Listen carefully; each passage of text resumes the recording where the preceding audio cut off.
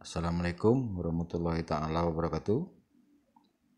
Berjumpa lagi kita di channel YouTube Andi Khalifah Minangonesiawi.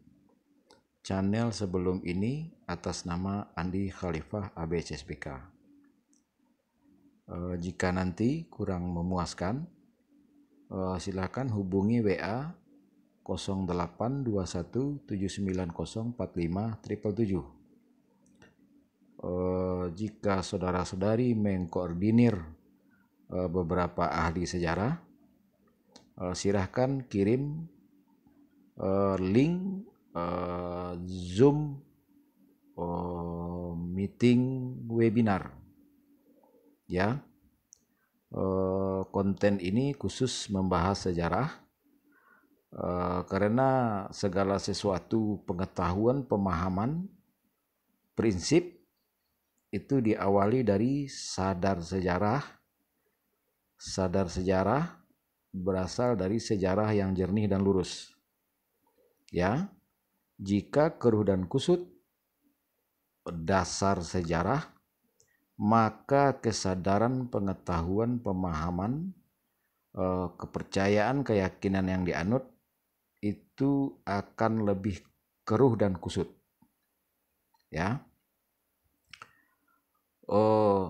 Di Minang khususnya, di NKRI ini umumnya, beliau-beliau mengaku sejarawan, tetapi sampai saat ini belum pernah meluruskan dan menjernihkan sejarah.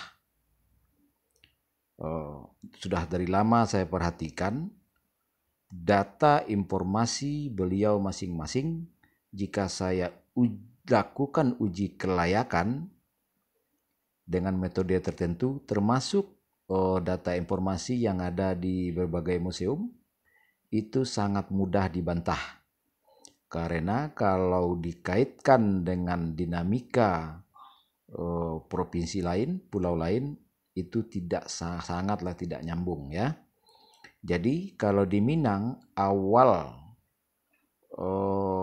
keruh dan kusut segala pengetahuan pemahaman itu dijadikan tumbal dua tokoh ini ya. Sang penulis ini pun sebenarnya sudah dilegalisir, disetujui oleh Dewan Adat, unsur yang mendampingi Tuan Gadang Batipuah ya. Dan yang menulis maupun yang menandatangani sangat terlihat nyata belumlah mengerti dan juga belumlah dimengertinya apa-apa yang dia tulis, apa-apa yang dia legalkan, izinkan untuk diedarkan ya. Ini bisa dilihat dari tulisan kedua-duanya bergelar Datu, dan yang satu bergelar Katumanggungan dan yang satu bergelar Parpatih ya. Padahal era beliau berdua hidup ini adalah era kesultanan setelah era kerajaan Minang Tauhid ya. Minang Tauhid yang telah disempurnakan sedari minimal tahun 718 Masehi ya. Nanti dijelaskan. Dan karena agama Nabi Muhammad, ajaran agama Nabi Muhammad itu sudah masuk 630 Masehi, kalau Hijriyahnya itu lewat dari 561 Hijriah ya. Oke. Dan kalau tidak salah Al Sultan Syekh Adil Abdulani itu eranya menyebarkan agama Islam ke Asia ini itu di antara tahun 651 Masehi. Ya. Ya, baik. Jika ada kesalahan silakan dikoreksi. Kita tetap kembali kepada awal perkara keruh dan kusut di Minang ini ya. Jadi siapapun di Minang selama dia memberi gelar Datu kepada dua tokoh era kesultanan ini, nah itu semua yang dia tulis tidak bisa dipertanggungjawabkan. Dan sampai tahun 1409 Masehi pun masih ada peristiwa besar membantai seluruh laskar Majapahit yang coba-coba masuk ke daerah Minang lewat Kiliran Jauh. Ya, kenapa waktu itu belum disebut daerah Minang? Karena Darmasraya itu dia berdiri sendiri, jauh lebih dulu ada daripada Paguruyung. Baik, itu untuk semoga dapat dipahami. Jadi Darmasraya itu masuk ke Minangnya belakangan setelah ada pemetaan Belanda, dan tujuannya adalah untuk mengadu domba. Ya, mengadu domba untuk memperkuat modifikasi sejarahnya, termasuk ini modifikasi sejarahnya juga. Baik ya, silahkan dicek sampai tahun 1600 Masehi pun masih era kesultanan, dan tidak ada era tata kesultanan di seluruh bumi ini yang memakai gelar Pangulu, Datuk, Katumanggungan, Parpatih. Ya, jadi kaji ulanglah atau gugurkanlah gelar-gelar Anda sekalian yang menerima julukan sejarawan, ya, dan kaji ulanglah ahli-ahli sejarah yang ada di sekolah dasar, SMP, SMU, perguruan tinggi, ya, karena tidak hanya terjadi di Minang saja modifikasi sejarah ini, ya. Dan ini era kesultanan. Pada era kerajaan itu sendiri pun sudah ada dengan metode yang sama dengan yang lagi saya bahas ini. Sangat jauh melenceng dari realita sejarah era kerajaan masa itu. Jadi dari era kerajaan ke era kesultanan, yang era kesultanan sudah menerima modifikasi sejarah. Nah, dan dari era kesultanan sampai saat ini kita juga menerima modifikasi sejarah. Makanya sangatlah perlu menekuni sejarah. Sejarah itu ditekuni, bukan dipelajari, ya. Sama dengan menekuni ajaran agama Islam. Agama Islam itu bukan untuk dipelajari, tetapi ditekuni. Kenapa ditekuni? Karena ajaran atau sejarah lebih duluan ada daripada lahir kita masing-masing. Ya. Karena kayak yang dipelajari itu yang bisa dilihat, kalau yang tidak terlihat itu harus ditekuni, ya, termasuk ketekunan bela diri dan macam-macam itu harus tekuni, bukan belajar namanya, ya. Baik, dan Katumanggungan ini menitahkan 9 patah kata, dan Datuk Parpatih ini menitahkan 8 patah kata, ya. Dan jadi dari hal sini saja, ya, ini sudah keruh dan kusut. Nah, jadi sangat wajar Sumpah Sakti Bukit Madapalam itu ada 4 versi. Masing-masing merasa benar. Dan kalau dengan saya, orang-orang merasa benar, saya akan pakai data dia itu untuk menguji kelayakan. Dia lama-lama akan mengakui sendiri bahwa dia tidak menguasai data informasi yang dia sangat percaya diri berkata kepada orang lain bahwa data informasi dia benar, ya. Itu Sumpah Sakti Bukit Madapalam itu ada beredar yang tahun 1403, yang 1604, yang 1837, ada lagi yang bilang abad 19, ya, masa Belanda, ya. Itu semua bisa dimentahkan, ya. Ini termasuk mementahkan tidak ada peluang Aditya Warman itu masuk ke ranah Minang selain Damasraya, ya, karena selalu ditumpas di Kiliran Jauh, tidak berani. Trauma orang Majapahit masuk ke Solo, Sijunjung, Sawalunto, takut dia, ya. Tetapi kenapa bisa terdoktrin dan kenapa bisa saudara-saudari anut sampai saat ini? Itulah hebatnya, dan itulah salah satu metode suatu negara, suatu bangsa jika ingin mencaplok suatu negeri, ya, bandingkan dengan keadaan kita saat ini. Silahkan lebih arif bijaksana, ya. Dan kalau hal lain, jadi dari hal sejarah ini berawal jernih dan kusutnya suatu pengetahuan pemahaman maupun apa saja, ya.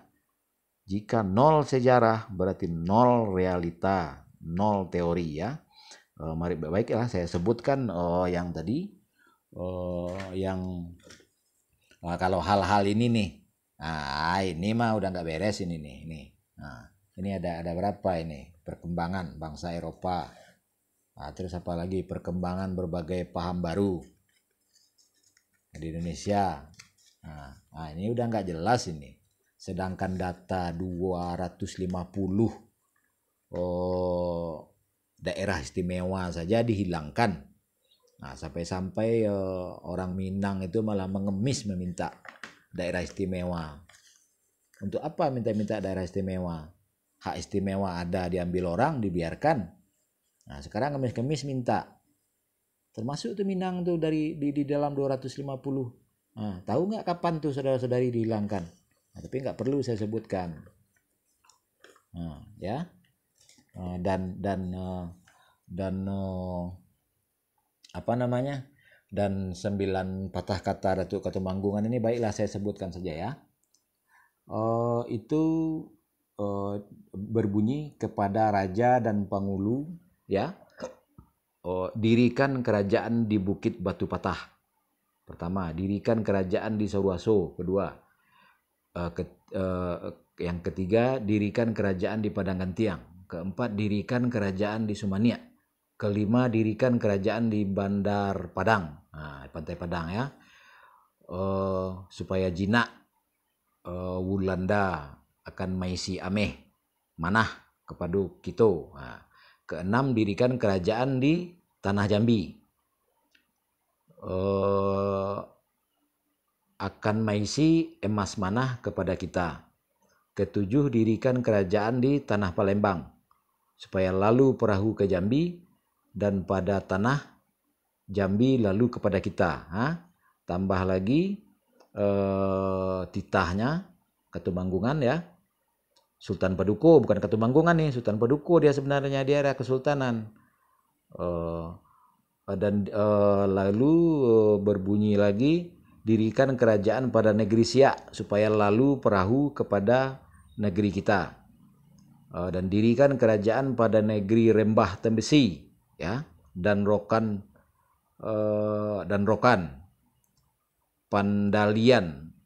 Pandalian supaya jinak segala hamba rakyat daulat yang di pertuan barang kemana berjalan. Maka dirikanlah kerajaan di Tanah Aceh, seorang supaya pergi naik haji ke Mekah dan Madinah. Inilah cikal bakal seluruh kesultanan di Nusantara ini, cikal bakal kerajaan dan kesultanan di Nusantara ini, ya. Baik. Dan lalu kita masuk kepada 8 patah kata Jatang Sultan Balun, yang lancang dibubuhi gelar Datuk Parpati Nangsa Batang, ya. Nih kata beliau nih 8 patah kata. Sebelum wafatnya dipanggillah tiap-tiap orang yang tertua, ya. Katanya begini, hai segala pengulu, pegangkan petaruh hamba. Hai segala yang berbicara akan 8 patah kata ini. Pertama, ya, kasih engkau kepada nagari. Kedua, kasih engkau pada isi negeri. Yang ketiga, kasih engkau pada orang kaya. Yang keempat, kasih engkau kepada orang tua. Kelima, kasih engkau pada orang berilmu. Yang keenam, kasih engkau pada orang gadang. Ketujuh, kasih engkau pada segala yang benar. Kedelapan, kasih engkau kepada orang yang mempunyai bicara. Baik, itu. Tapi kenapa kenyataannya tidak sampai hal-hal ini kepada saudara-saudari masing-masing? Ya, ini salah satu dari 4 versi, ya. Nah, ini yang ada Rajo Tigo Selo itu ini nggak jelas, ya. Ini bisa dibantah. dan tahun-tahun yang ditetapkan pada setiap peristiwa Sumpah Sati Bukit Marapalam itu rata-rata itu perang besar. Dalam keadaan perang besar, dari peralihan kerajaan ke kesultanan, dari kesultanan kepada era penjajah. Nah, begitu ya. Dan bukan satu orang dua orang yang meminta data saya ini, percuma saya kasih. Karena data ini pun seperti hal yang saya sebutkan tadi ini nih. Seandainya saudara-saudari telan mentah-mentah, apa nggak ribut di luaran? Sementara dia ini yang penulis pun tidak mengerti apa yang dia tulis. Coba. Jadi maaf saya sekali lagi, jika pilihlah jalan terbaik, kumpulkan ahli sejarah di wilayah masing-masing, dan kumpulkan ahli yang sesuai dengan isi konten saya di sebelumnya. Kumpulkan, galang dana. Datangkan ahli sejarah. Datangkan ahli sejarah. Setelah dapat kesimpulan, apa kesimpulan saudara-saudari itu kirim ke saya, biar saya bantah. Itu alternatif pertama. Alternatif kedua, bisa saya datang. Jangan dianggap pula saya minta diundang, minta jadi dosen ini itu nggak penting buat saya. Yang penting saya coba sampaikan, ya. Kalau Anda butuh, ya berpulang kepada diri masing-masing. Anda tahu sendiri apa yang terbaik. Kalau saya menawarkan diri, nanti anggapan Anda negatif. Nah, yang penting hal yang saya sampaikan ini sampai kepada Anda masing-masing. Terserah Anda masing-masing. Hutang saya hanya menyampaikan dengan berbagai cara. Tidak mesti saya mendatangi saudara-saudari masing-masing. Kalau saudara-saudari masing-masing butuh, ya datangilah petunjuk. Ya. Dan saya mendapat rujukan ini juga tidak gampang. Sudah banyak pengarang-pengarang buku, ya, penceramah, pencuri itu meminta rujukan kepada saya sudah banyak. Percuma. Karena antar data informasi itu saling berkesinambungan. Kalau cuman kesimpulan saja atau cuman buku saja, ya, yang lengkap. Apalagi kalau tidak lengkap. Kalau orang bertanya, apa Anda bisa menguasai? Apa Anda bisa menjawab pertanyaan orang? Misalnya saya kirim kepada Anda satu versi. Dan satu versi itu tidak cukup untuk menghasilkan kesimpulan. Paham tidak? Harus ada kepiawaian mengolah data informasi. Apapun versi, lebih banyak versi, lebih bagus. Itu bisa disaring. Disaring nanti cuma satu versi itu yang betul. Baik, cukup sekian, terima kasih. Wabillahi taufiq wal hidayah. Wassalamualaikum warahmatullahi taala wabarakatuh. Jadi sejarah Nusantara, sejarah Asia ini saya simpulkan itu cikal bakalnya dari Minang. Kenapa bisa begitu? Karena saya tahu cikal bakal Asia ini. Dari situ saya tidak perlu pengakuan, ya. Saya tidak perlu apalagi kalau cuma Malaysia, Singapura. Malaysia, Singapura tidak berdiri sendiri. Di Sumatera sini saja banyak dulu manusia barbar, apalagi di Malaysia, belum lagi binatang buas. Dan yang ahli mengendalikan binatang buas hanya orang Minang. Mulai dari harimau, gajah, hanya orang Minang masa itu tinggi-tinggi. Lebih tinggi daripada ukuran bule sekarang orang barat. Orang barat itu dulu bagi orang leluhur Melayu itu seketek, sepinggang. Seketek udah tinggi itu, sepinggang rata-rata. Ya. Saya tidak perlu pengakuan. Oh, negeri saya bilang negeri tua. Karena saya tua, saya bisa melihat ke yang muda-muda. Nah, sementara masing-masing saudara-saudari mengaku tua, bisa enggak menceritakan apa kejadian setelah Anda ada duluan? Kalau orang bertanya, Solok bertanya ke Pariangan. Pariaman bertanya, apa orang Pariangan, mana saja orang yang mengaku paling tua di Minang? Bisa enggak menjawab pertanyaan? Yang muda-muda itu, yang kemudian ada itu ada.